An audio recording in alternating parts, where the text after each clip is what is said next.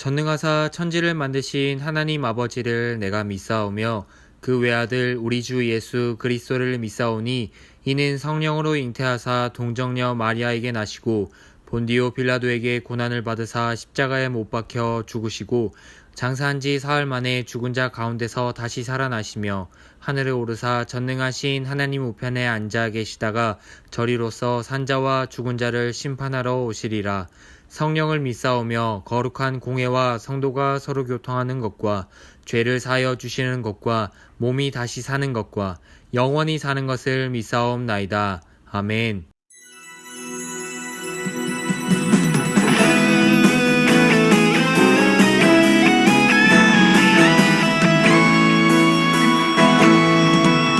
하늘 보좌 다 버리고 이 땅에 오신 주 십자가에 죽으시고 다시 사신 왕 예수님 누구보다 날 사랑하시니 내 마음속 왕의 자리에 오셨네. 나 무엇보다 주 사랑하니 어디든지 따라가니 누구보다 주 사랑하니 언제든지 따라가니 예수님은 내 안에 최고셔.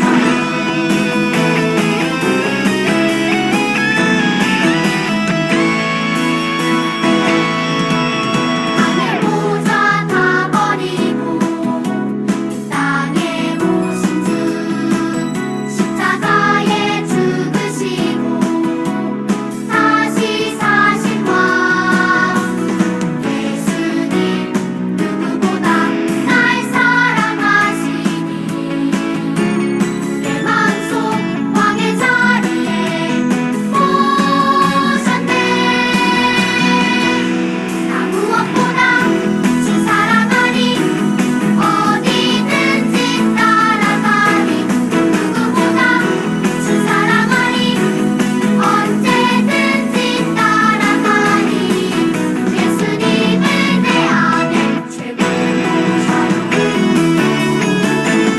나 무엇보다 주 사랑하니 어디든지 따라가니 누구보다 주 사랑하니 언제든지 따라가니 예수님은 내 안에 최고셔.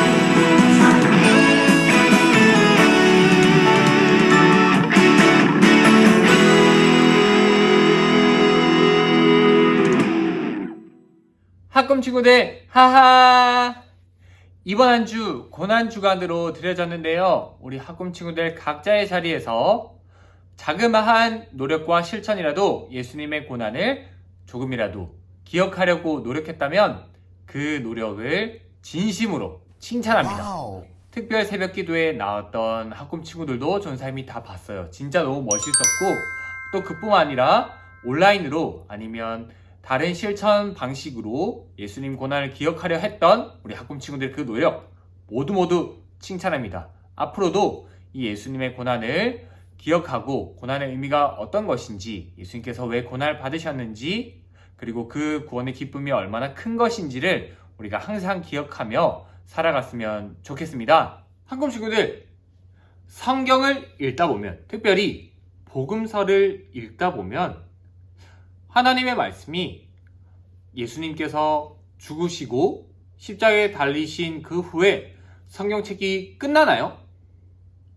아니죠. 모든 복음서가 그렇듯이 예수님께서 우리 죄를 용서하시기 위해 십자가에 달리시고 그 후에 사흘이 지나서 다시 부활하신 이야기, 그리고 부활하신 후에 예수님께서 어떤 사람들을 만나시고 어떤 이야기를 전하셨는지, 그리고 그 이후에 사도행전, 그리고 로마서, 고린도전서 등등의 편지를 통해서 예수님의 가르침, 예수님의 말씀, 하나님의 말씀이 점점 더 선포되어지고 전파되어지는 것을 우리는 발견할 수가 있습니다.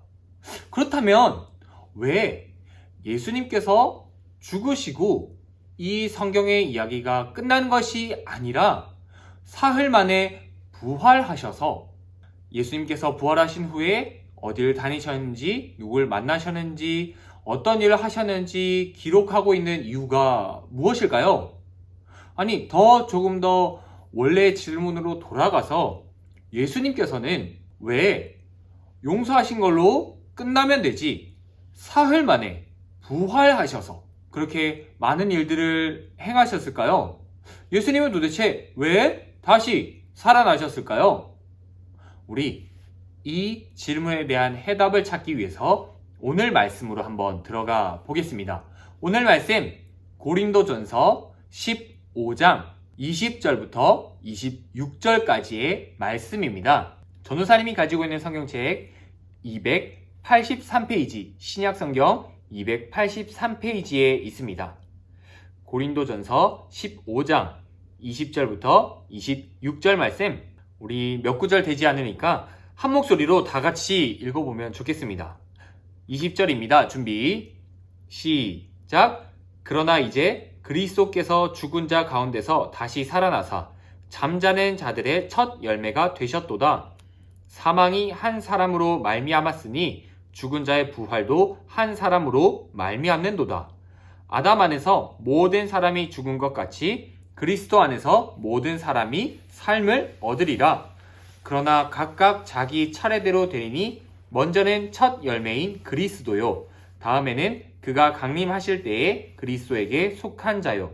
그 후에는 마지막이니 그가 모든 통치와 모든 권세와 능력을 멸하시고 나라를 아버지 하나님께 바칠 때라. 그가 모든 원수를 그 발 아래에 둘 때까지 반드시 왕노릇 하시리니 맨 나중에 멸망받을 원수는 사망이니라. 아멘. 부활은 성경에서 그리고 우리의 믿음에서 기독교에서 아주 중요한 주제 중에 하나라고 할 수 있어요. 왜 부활이 중요한 주제일까요? 그 이유는 부활이 바로 우리 구원의 완성을 의미하기 때문에 이 부활은 아주 중요하답니다. 하나님께서 말씀으로 세상을 창조하셨습니다. 그런데 아담과 하와의 범죄 때문에, 하나님 말씀에 불순종하는 범죄 때문에 사람 속에는 원죄라고 하는 것이 들어와 있게 되었어요. 이 원죄의 영향 때문에, 우리가 가지고 있는 이 죄의 영향 때문에 우리는 부모님 말씀을 듣기가 싫고, 친구의 약점을 보면 괜히 놀리고 싶고, 아주 시기적절하게 거짓말을 해서 상황과 위기를 모면하려고 하는 그런 마음 같은 것들이 이 죄 때문에, 우리가 가지고 있는 죄 때문에 생긴다고, 죄의 영향 때문이라고 지난주에 설교했어요. 하나님께서 사람을 창조하신 이후로 세상에는 정말 없어지지 않는 법 같은 게 하나 있어요. 뭐였을까요? 맞습니다. 죄가 있으면 벌을 받는다. 우리도 죄가 있으니까 벌을 받게 된다. 그렇다면 이 벌은 무엇일까요? 벌 중에 벌, 최고의 벌은 무엇일까요? 장수말벌 아니고 우리가 받는 벌 중에 최악의 벌은 바로 죽음이라고 하는 무시무시한, 그 누구도 피해갈 수 없는 벌이라고 했어요. 세상에 수많은 기적과 같은 일들, 세상에 놀라운 일들을 찾아보면 사람이 살아나게 된 사건, 죽었다가 어떤 약물의 힘을 통해서 살아나게 된 사건이나 아니면 진짜 기도했더니 죽은 사람이 살아나게 되는 그런 놀라운 기적과 같은 일들, 부활과 같은 일들이 많이 있었다고 해요. 그리고 성경책도 찾아보면 죽었다가 살아난 사람이 꽤 많이 있습니다. 문제는 이 살아난 사람들이 자신의 스스로의 힘으로 살아난가라고 하는 질문이 생기는 거죠. 많은 사람들이 죽었다가 살아났지만 어떠한 약물 복용이나 약의 힘에 의해서, 의학 기술에 의해서, 혹은 다른 사람이 아주 신비한 능력으로 기적과 같은 사건으로 이 사람을 살렸다 하지만 이 사람이 스스로의 힘으로 부활한 사건은 인류 역사상 단 한 건도 예수님 외에는 단 한 건도 없습니다. 그리고 설령 이 죽었다가 다시 살아난 사람이 있다고 하여도 이 사람은 결국 죽었어요. 죽었다가 다시 부활해서 살아났지만 또다시 죽음이라고 하는 이 큰 벽 앞에, 아주 큰 이 벌 앞에서는 아무런 힘도 쓰지 못하고 결국 죽게 되었고, 지금까지 그런 부활을 통해서 살아있다고 하는 사람은 단 한 명도 없습니다. 처음으로 이 부활을 하신 분이 바로 예수님이세요. 그렇기 때문에 예수님이 하신 이 부활의 의미는 아주 중요합니다. 우리 오늘 본문 말씀 20절 말씀 우리 한번 읽도록 하겠습니다. 20절입니다. 준비 시작. 그러나 이제 그리스도께서 죽은 자 가운데서 다시 살아나사 잠자는 자들의 첫 열매가 되셨도다. 아멘. 성경에서 죽은 사람들에 대해서 가끔씩 잠을 잔다 라고 표현하는 것은 우리 앞전에 스데반 집사님의 순교 사건에서 보았었죠. 잠자는 듯 하였다 라고 하면서 숨을 거두신 장면을 우리가 보았어요. 죽음이라는 벌이 한 사람 아담으로부터 왔지만 부활이라는 것도 한 사람 바로 예수 그리스도로부터 올 것이라고 말씀에 적혀 있어요. 자, 그렇다면 예수님이 부활하신 지 2000년이 지난 부활주일인데 우리는 죽을까요? 죽지 않을까요? 우리 학금 친구들 중에서는 아직 나는 안 죽을 것 같은데 라고 생각하는 친구들이 있을 수 있을 것 같아요. 그렇지만 우리 모두 죽을 수밖에 없습니다. 어떤 일을 통해서든 우리는 아직까지 죽을 수밖에 없어요. 죽음의 영향력 아래에 있단 말이죠. 예수님이 분명히 부활하셨고 죽음이라는 것을 이겨내셨음에도 불구하고 우리는 왜 예수님을 믿지만 죽을 수밖에 없을까요? 그 이유가 바로 또 오늘 말씀에 있는데요. 오늘 말씀 우리가 읽은 말씀에서 잘 살펴보면 예수님께서 잠자는 자들의 첫 열매가 되셨다고 되어 있어요. 그리고 예수님이 가장 먼저 살아나신 후에 점차적으로 순차적으로 우리 또한 죽지만 또다시 살아나게 될 것이라고 하나님께서 말씀하셨어요. 그 이유는 예수님이 부활의 첫 열매가 되셨고 그 이후에 차례대로 부활이 이루어질 것이기 때문이라고 합니다. 가장 먼저 예수님께서 부활하셨고 그리고 예수님을 믿는 사람들, 예수님 안에 있는 그 믿음을 가진 사람들이 순차적으로 점차적으로 부활을 하게 될 것이라는 것을 오늘 바울 사도를 통해서 하나님께서 말씀하시고 계신 거예요. 그 이유는 오늘 말씀을 보면 예수님이 부활의 첫 열매가 되셨고 이제 차례대로 구원이 완성될 것이기 때문에 그렇다고 적혀 있어요. 가장 먼저 예수님께서 살아나시고 부활하신 이후에 점점 순서대로 차례대로 예수님을 믿는 그 믿음 안에 있는 사람들이 부활하게 되고 다시 살아나게 될 것이라고 말씀하시는 거예요. 이때가 어느 때이냐? 예수님이 왕으로 오셔서 다시 이 땅에 오셔서 심판하실 때 이런 일이 일어나게 될 거예요.